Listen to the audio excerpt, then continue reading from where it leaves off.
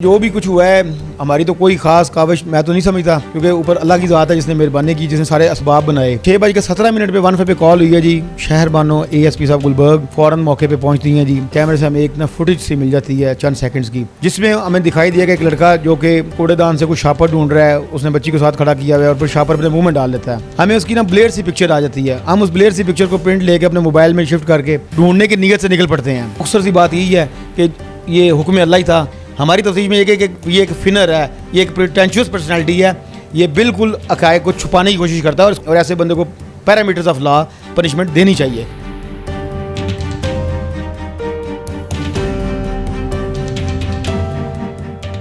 बिस्मिल्लाहिर्रहमानिर्रहीम। अस्सलाम वालेकुम। मेमरा न्यूज़ के साथ मैं हूं आपका मेज़बान आदिल जमील। नाज़रीन, इस वक्त मौजूद हैं हम थाना इचरा में, और थाना इचरा की एक बड़ी बेहतरीन कार्रवाई करते हुए एक छोटी बच्ची को बाज़ियाब करवाया गया।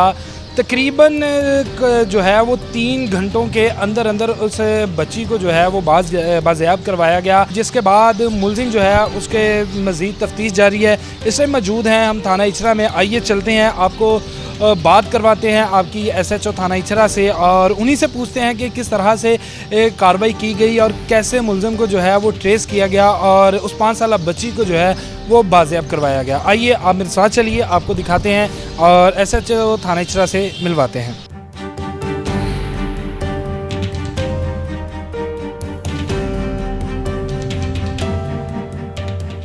जी बिल्कुल, इस वक्त हम मौजूद हैं SHO इचरा के कमरे में, जिन्होंने इंतहाई बहादुरी के साथ उस मुलजिम को गिरफ़्तार किया जो 5 साल बच्ची को अगवा करके जो ले गया था। आइए सारी कहानी उन्हीं से जानते हैं कि किस तरह से ट्रेस किया और इतने कम वक्त में जो है वो मुलजिम आज सलाखों के पीछे हैं। अस्सलाम वालेकुम। जी वालेकुम सलाम। बिस्मिल्लाहिर्रहमानिर्रहीम। मुझे बड़ी खुशी हुई है जी कि आप एक नेक मकसद के लिए थाना इचरा में हाज़िर आए और आपने अपना कीमती वक्त से हमारा एक ये जो काम हुआ है, जो एक मामला ख़त्म हुआ है, उसको आप प्रोजेक्शन दे रहे हैं थ्रू मीडिया। इसमें जी जो भी कुछ हुआ है इसमें हमारी तो कोई ख़ास काविश मैं तो नहीं समझता, क्योंकि ऊपर अल्लाह की ज़ात है जिसने मेहरबानी की, जिसने सारे असबाब बनाए।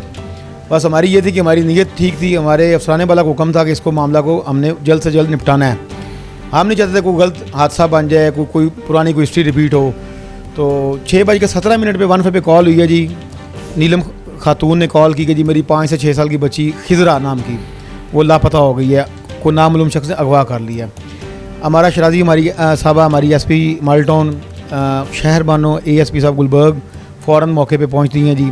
हमने कैमरे चेक किए, कैमरे से हमें एक फुटेज सी मिल जाती है चंद सेकंड्स की, जिसमें हमें दिखाई दिया कि एक लड़का जो कि पहले कूड़ेदान से कुछ शापर ढूंढ रहा है, उसने बच्ची को साथ खड़ा किया हुआ है और फिर शापर अपने मुँह में डाल लेता है ताकि वो किसी को अपनी शक्ल ना दिखा सके, छुपा सके। यानी कि इतना वो सेंसेबल लड़का था।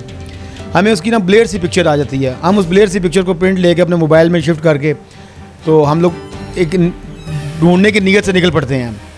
इतना ये बड़ा इंसिडेंट था कि पूरे लाहौर की तमाम टीम्स एक्टिव हो गई। CCP साहब लाहौर बिलाल सिद्दीक कमियाना साहब ने हुक्म दिया, तमाम टीम CIA के अफसराने वाला आगे, इन्वेस्टिगेशन के आगे, FIR उसी वक्त हमने लॉन्च कर दी।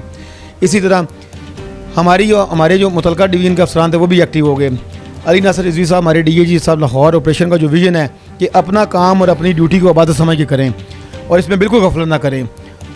बावजूद सारे दिन की एक्टिवनेस के हम लोग उसी वक्त पैदल हो गए। मैंने अपनी टीम को बताया, मैंने मैडम साहबों को रिक्वेस्ट की अपनी SP साहब माल्टोन को, जी मुझे ज़रा पैदल स्ट्रीट्स में जाने दें। तस्वीर आ गई है, आधी टीम्स कैमरों पर चली गई। मैंने ह्यूमन इंटेलिजेंस का सहारा लेते हुए मैंने उनको पैदल ढूंढना शुरू कर दिया। छोटे छोटे बच्चों को मैंने इकट्ठा करना शुरू कर दिया। मेरे साथ इलियास सब इंस्पेक्टर थे, आमिर कांस्टेबल थे, जमाल कांस्टेबल, यावर ऐसे थे। हमने छोटे छोटे बच्चों को इकट्ठा करना शुरू कर दिया। जब बच्चों को हमने तस्वीरें दिखानी शुरू की तो हमें को 8-9 किलोमीटर पैदल गलियों में हम चलते चलते वादत कॉलोनी के एरिया में चले गए। वहाँ एक बच्चे ने बताया कि जी इस हुलिये का जो शख्स है इधर तंदूर पर रोटियाँ लेने अक्सर आता है। तंदूर के हमने मुलाजम को एतमाद में लिया, उसने फिर हमें इंडिकेट किया जी वो नवाबपुरा में घर है। फिर हम नवाबपुरा पहुँच गए, उसके घर पर पहुँच गए जहाँ पर वो मुलज़म का घर था। जब मुलज़म के घर पहुंचे तो वहाँ से पता चला कि इसका नाम मुहिबुल्लाह है और इसके वालिद का नाम हाफिज़ अतर है। हाफिज़ अतर अपना मोबाइल नंबर बंद करके स्किप हो चुका हुआ था और गायब था। हमने इस सारी बात के अपने ASP साहब और SP साहब को बताई। हमारी ASP साहब गुलबर्ग प्रॉम्प्टली एक्शन करती हुई को 3 से 4 मिनट में वहाँ पर पहुँच गई।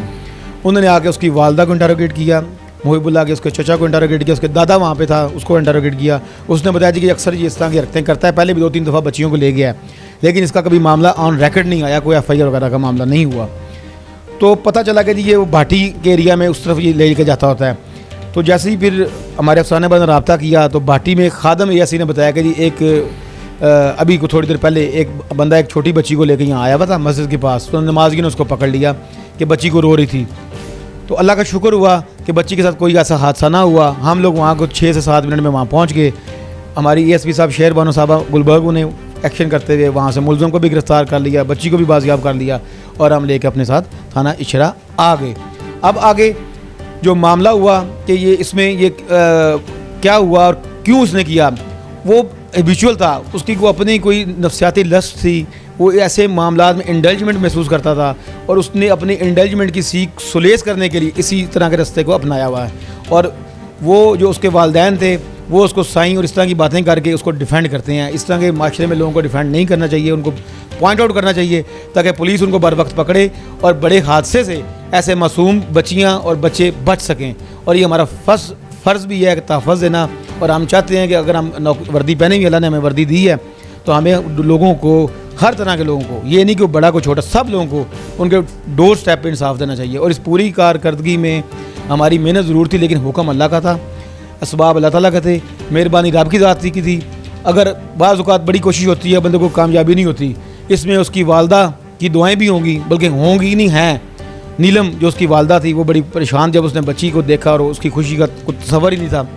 तो लिहाजा मुख्तसर सी बात यही है कि ये हुक्म अल्लाह ही था, अल्लाह ताला ने एक मेहरबानी करनी थी हमारे थाने पे, हमारे एरिए पे, हमारे अफसरान वाला के अहकामात पे, क्योंकि उन्होंने भी हमें यही सिखाया कि जब भी करना है विजिलेंट रह के काम करना है। अच्छा, मुझे ये सवाल मेरा आपके साथ है कि आपने उसको इंटरोगेशन जो है उसकी की, और इन्वेस्टिगेशन के दौरान कुछ ऐसा आया कि कोई गैंग है, या पहले जिस तरह आपने बताया कि ऑन रिकॉर्ड नहीं था, लेकिन इस तरह के वाक़यात जो हैं वो होते रहे हैं, तो क्या ये बच्चों को एक गैंग की सूरत में लेके चलता है, या उनके साथ कुछ उल्टा सीधा, जैसे आप कह रहे हैं गैर अखलाकी हरकतों के बाद उन्हें छोड़ देता है? ये इसका मोटिव क्या था एक बच्ची को अगवा करने का? जिस तरह कहते हैं ना, एक बंदा अकेला होता है, ये अकेला ही है, इसका गैंग नहीं है। ये इसके गले में एक इन्होंने लोहे की प्लेट सी डाली हुई है छोटी सी, जिसके ऊपर इसका नाम और मोबाइल नंबर लिखे हुए हैं। इसे अगर ज़रा पूछें मारें तो उसको कुछ पूछें तो आगे वो प्लेट कर देता है। यानी कि ये अपने टारगेट ओरिएंटेड ज़रूर है ये, और है भी ये सॉलिटर है। सॉलिटर से मतलब अकेला ही है, इसका गैंग वगैरह नहीं है, कोई ऐसा मामला नहीं है, क्योंकि इसके पास मोबाइल फ़ोन भी नहीं है। ये इसी तरह ही करता है अपनी लस्ट जिसे कहते हैं ना, इंडल्जमेंट को करने के लिए, सेटिस्फैक्शन के लिए, ये इसी तरह का अपने रास्ते को अडॉप्ट करता है। तो ऐसे लोग ज़्यादा ख़तरनाक होते हैं। वो इन अपीयरेंस बड़े इनोसेंट लगते हैं, लेकिन उनका जो डीड होता है, जो उनका फेल होता है, वो बड़ा ख़तरनाक होता है। ये किसी भी ड्रास्टिक हद तक जा सकता था, लेकिन इसमें जो हमारे पास जो फर्स्ट ऑप्शन आती है, जो ऑब्जर्वेशन आती है कि he was a good finer, ये बड़ी अच्छी बनावट कर लेता है। हमारी तफसीर में ये एक फिनर है, ये एक प्रिटेंशियस पर्सनैलिटी है, ये बिल्कुल हक़ाइक़ को छुपाने की कोशिश करता है। और इसको पता, जब इसको ये पता कि ऊपर कैमरा लगा हुआ है, इसने डस्टबिन से शॉपर निकाला वहाँ के कूड़ेदान से और अपने मुँह कह के कर लिया। It is meant he knows what he going to do, what he is going to do, he knows his deeds very well.